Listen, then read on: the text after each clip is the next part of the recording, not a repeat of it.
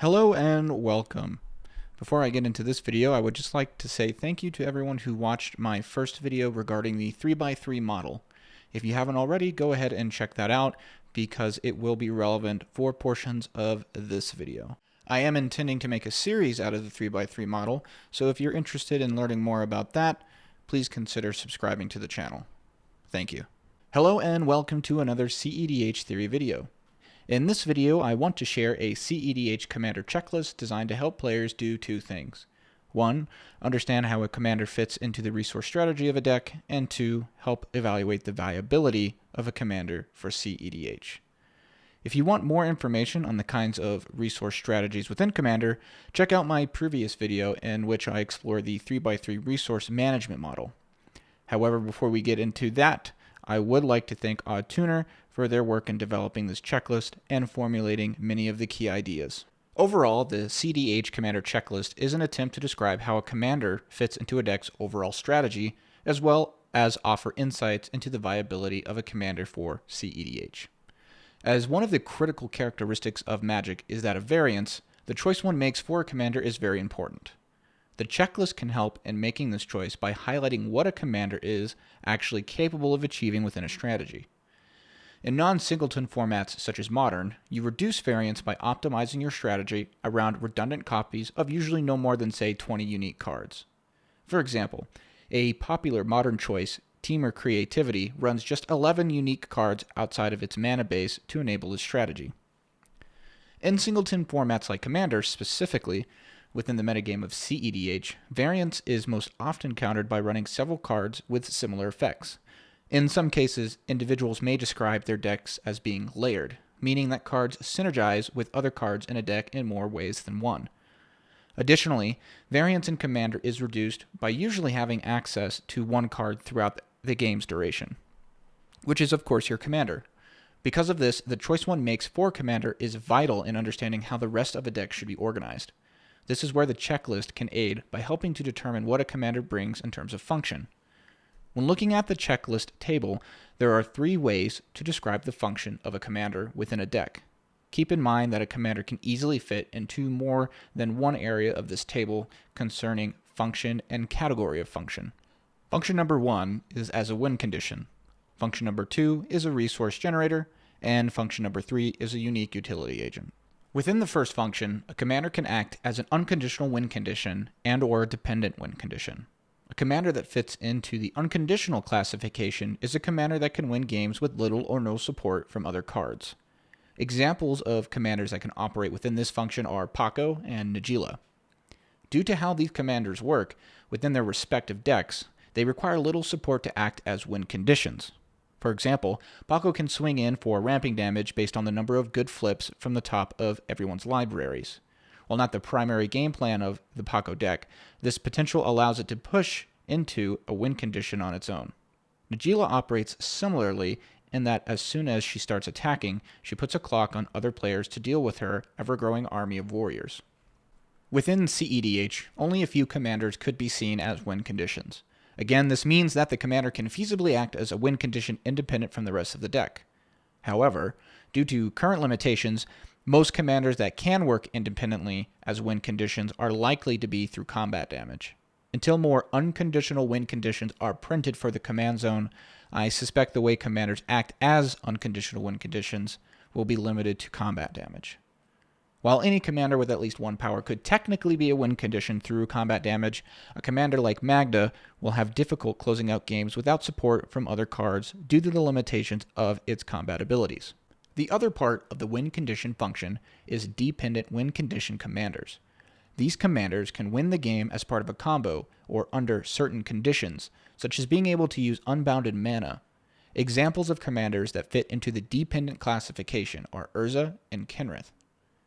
Looking specifically at Urza, that deck can present a win through unlimited mana by filtering through its deck to assemble various win conditions that range from creating infinite constructs, bouncing the table's board state, stripping hands, and a few other options. Kinnan is a very versatile commander who lends himself well to the concept of the dependent win condition. As a 5-color deck, it has many options for utilizing the commander as part of a winning combo. Some popular lines involve the reanimation of particular creatures, such as Dockside, to produce infinite mana that can then be filtered through Kinnan to produce a win. The next function type for commanders is as a resource generator. Within this function, two descriptors describe what kind of resources a commander provides. Descriptor 1 is as a card advantage source, which describes drawing cards and putting cards into your hand.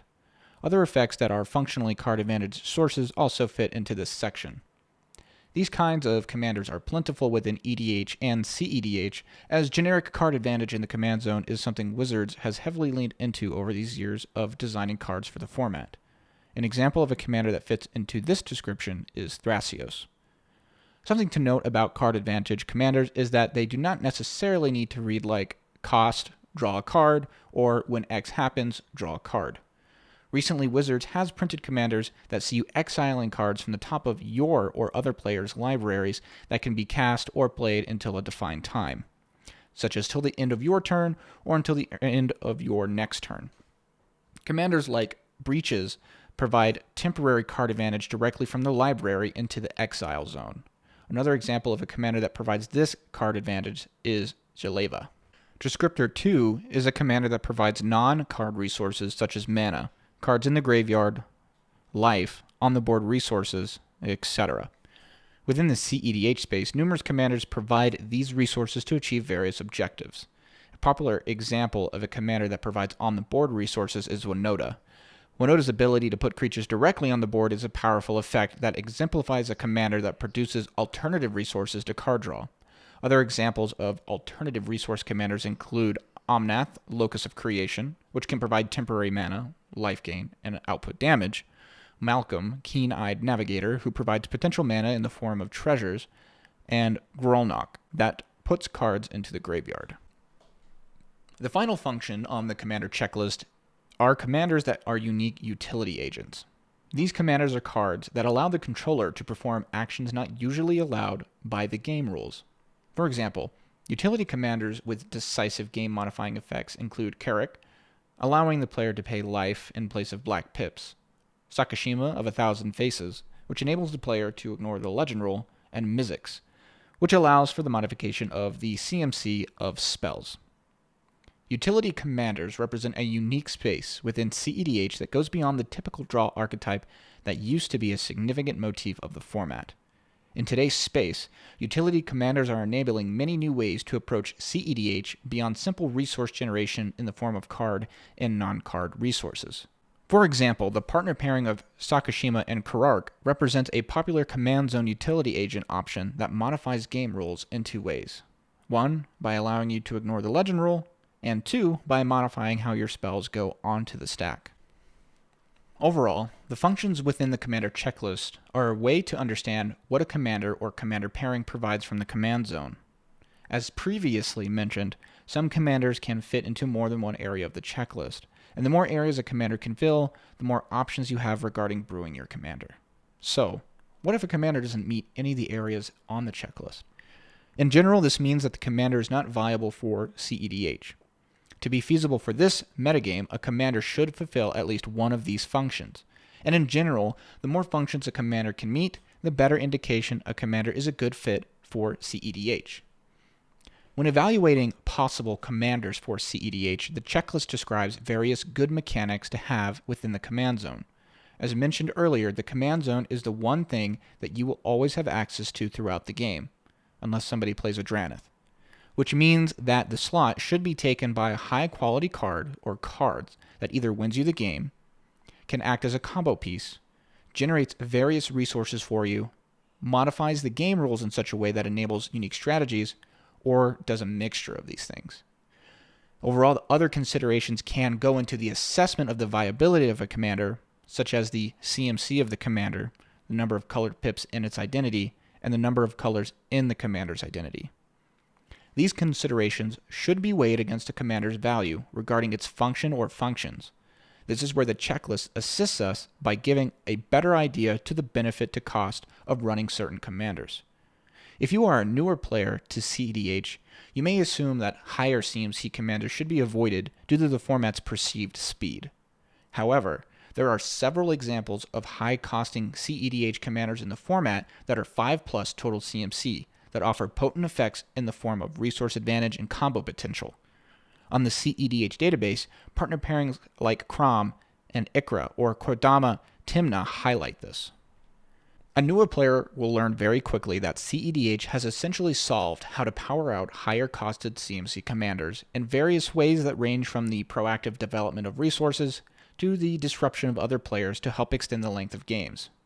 This is where the 3x3 model and commander checklist intersect by describing how the functions of a commander can inform a deck's resource strategy. After one understands what functions a commander can fill, we can also understand how our choice of commander informs our resource strategy and the kinds of cards we can play. In general, the more areas a commander fills on the checklist, the greater the flexibility in the resource strategies that can be utilized. Let's go over 2 examples. A once popular 5-color commander, the First Sliver primarily fulfills the checklist's dependent win condition function. Being a 7/7 body, one might argue that the commander could act as an unconditional win condition by pressuring life totals through combat damage, and in certain situations this is true. However, unlike other commanders with the text that specifically enables combat-based wins on their own, like Najeela, the First Sliver has a limited potential for combat outside of its power stat. When we look at the text of the First Sliver, it offers nothing outside of its ability to combo with other cards within the cEDH metagame. The primary card used to combo with the First Sliver is, of course, Food Chain. The 2 decks on the deck database are mostly similar, with one variation leaning more toward fast mana sources and ways to get to ad nauseam vehemently. Over the years, the 2 decks have grown closer in their similarities, with the most significant difference being the aforementioned fast mana and use of wheels by one of the decks to focus more on ad nauseam. Regardless of these differences, the role of the commander in both decks is to combo with Food Chain, and nothing else. At this point, you can probably already guess how this commander's function informs its resource strategy, which is to play fast and loose so it can assemble its win condition as quickly as possible. Regarding the 3x3 model, the First Sliver's function informs the resource strategy by pointing us towards a Type 1 deck, which is proactive explosive. Because this commander offers no value from the command zone, it would need to rely on value sources within its identity to generate value in the mid and late game. With this in mind, one must ask the following question. Would it be better to use the commander's 5-color identity to lean into a more value-based resource strategy, or use its 5-color identity to run a high volume of cards that focus on one specific strategy? In the case of the First Sliver, the answer to this question is to lean into its power as an outlet in the command zone and play to speed rather than value, thus informing our resource strategy and therefore the kinds of cards we should and should not play. For example, because the First Sliver is part of a repeating combo that relies on casting spells, the deck should play no disruptive elements such as tax effects, rule of law effects, or cards that limit the activation of non-land elements such as creatures or artifacts. With this in mind, the list on the deck database that uses the fast mana sources and wheels is, in my opinion, the superior version of the list to play.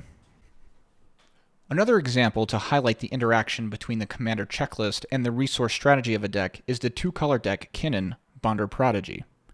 When looking at how Kinnan fits onto the commander checklist, we can fit him into several functions: a dependent win condition, a non-card resource generator, and a utility agent.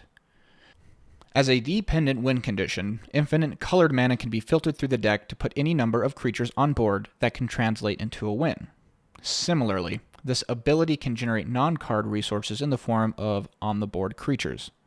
Finally, Kinnan's passive ability to add extra mana to the production of non-land permanents acts to modify mana rocks and dorks to accelerate its mana potential further. Kinnan's ability to accelerate mana is a significant aspect of his resource strategy. This ability to increase the mana production of both dorks and rocks incentivizes the commander to lean more favorably towards these kinds of resources. On the deck database, 2 Kinnan lists represent the kind of resource strategies that Kinnan utilizes in general. The resource strategy of Pongo's version best fits into one that sees the player proactively developing resources rather than focusing on the denial of resources of others. The deck then uses the resources it produces to power a phase 2 of rapid resource accumulation that results in a win. This kind of playstyle is described on the 3x3 model as a Type 2 deck, proactive compound. While Pongo's version of Kinnan focuses more on aggressive resource generation, the alternative amid powerless considers a long-term game plan more so than Pongo's, placing it firmly into the Type 3 proactive long-term. Although both decks utilize a different approach to the utilization of their resources, concerning speed, Kinnan informs the general approach for both decks in their use of mana dorks, rocks, and strategy. Like our first example, Kinnan informs the kinds of cards that should and should not be played. As Kinnan acts to increase the mana production of non-land permanents, the deck will run various dorks and artifacts to capitalize on this strategy. It also means that the deck will not run effects that hurt this strategy, such as Collector Oof or Null Rod.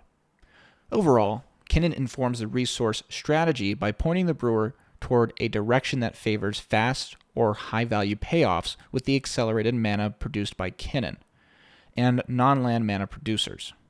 The deck can grind value over the course of a game, but it prefers to be able to execute a combo quickly. Using the commander checklist in conjunction with the 3x3 model, we, as pilots and brewers, can make better informed decisions on what a commander brings to the table and how we can best utilize a commander in conjunction with a resource strategy. It also helps to give an idea of the weaknesses a deck possesses by highlighting a deck as possibly being too commander reliant, vulnerable to specific resource denial strategies, and showing what a deck lacks either from the command zone or in the 99 as highlighted in the First Sliver and Kinnan.